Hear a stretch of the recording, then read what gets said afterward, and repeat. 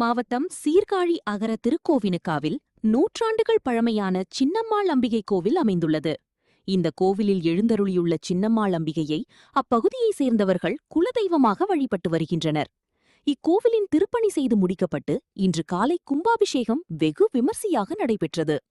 கும்பாபிஷேகத்தை முன்னிட்டு நேற்று பூர்வாங்க பூஜைகளுடன் யாகசாலை பூஜைகள் தொடங்கியது. இன்று காலை 2ஆம் காலை யாகசாலை பூஜைகள் நிறைவடைந்து மங்கள வாத்தியங்கள் இசைக்க கடம் புறப்பாடு செய்யப்பட்டு கோவிலை வலம் வந்து விமானத்தை அடைந்தது.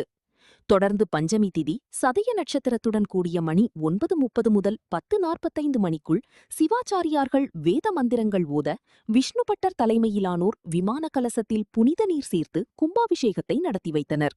தொடர்ந்து மூலவருக்கு அபிஷேக ஆராதனைகள் நடந்தது. இதில் திரளான பக்தர்கள் கலந்து கொண்டு தரிசனம் செய்தனர். கும்பாபிஷேகத்தை ஏற்பாடுகளை கிராம நிர்வாகிகள் மற்றும் பக்தர்கள் செய்திருந்தனர்.